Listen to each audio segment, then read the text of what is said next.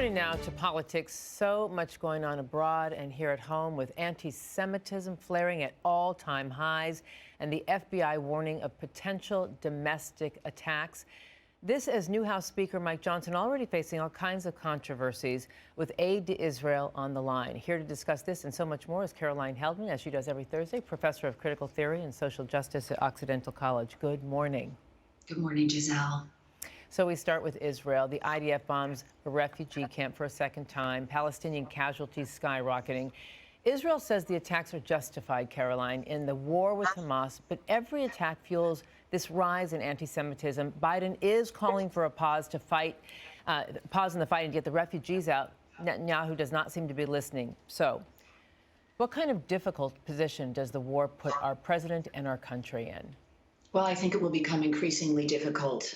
We need to learn the lessons of what happened after 9/11, when we went into Iraq and 315,000 civilians lost their lives. And the United States, really for 2 decades, has lost credibility on the world stage. I don't know how many Americans are aware of what took place in our name and how that really harmed our country globally. But Netanyahu can certainly look at that history. Biden is looking at that history. And behind the scenes, he is very much pressing for a humanitarian break in the fighting. I mean, we're looking at now almost 9,000 casualties, most of them likely civilians on the Palestinian side. Yeah, this war is igniting huge backlash across the globe. Here at home, key UN leaders are resigning over what they call genocide. That word is a big word, and we're seeing intense protests at Penn, Harvard, with students believing Hamas's crimes do not justify IDF's attacks. So far, America has pledged unwavering support for Israel, but we're seeing real pushback emerging. Put into context, particularly, you're a professor, what we're seeing on college campuses.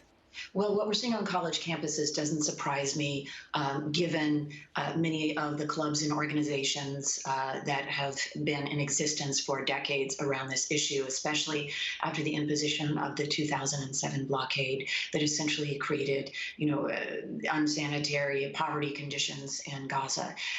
So it's complicated. There's a long history here.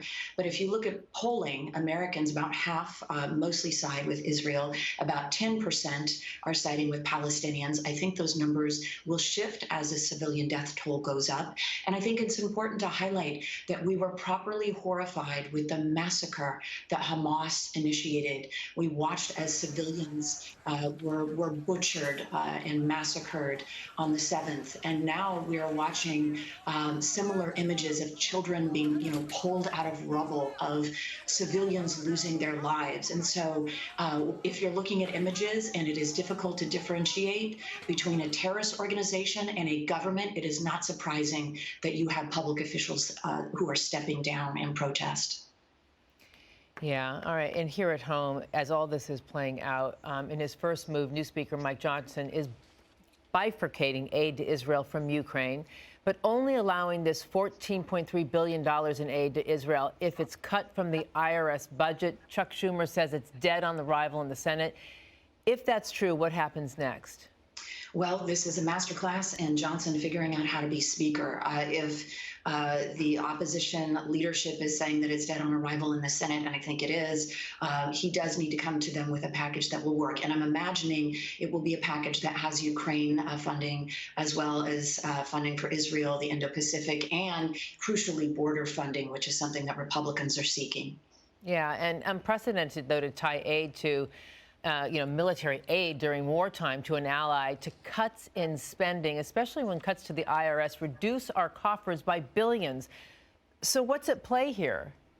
Well, I think the CBO came out and said, look, this would add to the deficit. This is a terrible idea.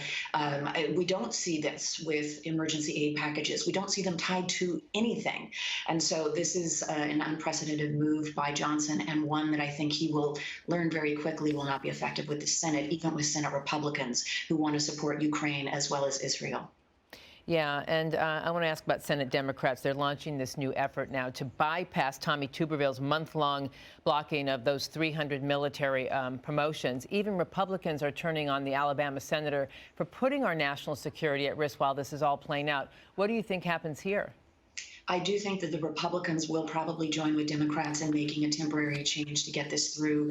Democrats need 9 Republicans to join with them. And if the 5 hours of the Republican Party essentially yelling at Tommy Tuberville yesterday is any indication, I do think that that is likely the next move.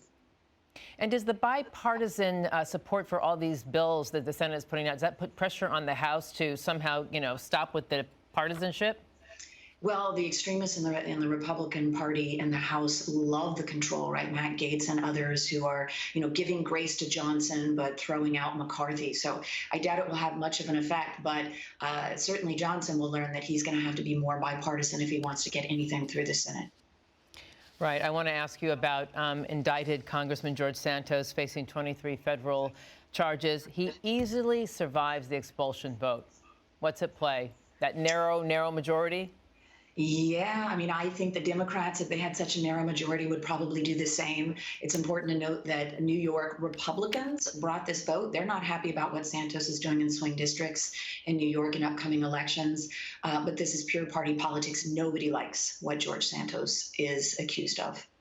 Yeah, I want to turn to the former president now. Sum up for us his legal woes. We've got, he's got gag orders. He's got now potential delays in the documents case. His children are testifying. Kind of put into context where he's at. Well, he's got 4 big cases. The one brewing most publicly right now is the New York fraud case. The judge has already decided that he committed fraud, and it's just a question of the extent of that. So we saw the children are taking the stand this today, yesterday, and next week. Ivanka, Eric, and Donald Jr. So that case is really where he's making his stand in terms of getting a lot of public attention. I think that's probably why he's purposely trying to get these gag orders. But his legal woes do not appear to be affecting him whatsoever with Republicans in this primary race. Same can be said for Biden's economic victories. That does not move the needle in the polls for him either. All right, before I let you go, the trial continues, though, over whether the former president will be kicked off the ballot, the 2024 ballot in Colorado. Trump's also suing Michigan to ensure he's kept on the ballot there. Similar challenges in Minnesota. Read the tea leaves for us. Does this 14th Amendment challenge gain traction? I think it does. I think it makes its way all the way to the Supreme Court, which is probably the intention of having it hit in so many different states that the court will take notice. I can't imagine that this Supreme Court, regardless of the spirit of this law, which clearly says if you've fomented a violent insurrection, you can't run for public office, I don't think this court is going to take the will of the people away from it to elect Donald Trump. I can't imagine that happens. And I think maybe we don't want the court doing that, given the precedent it would set. But on paper, Donald Trump should be worried. Never a dull moment. Caroline Heldman, as always, thank you so much for joining us every Thursday. You do with your great insight and perspectives. Caroline Heldman, professor of critical theory and social justice at Occidental College. Always love having you on. Thank you. Good to see you.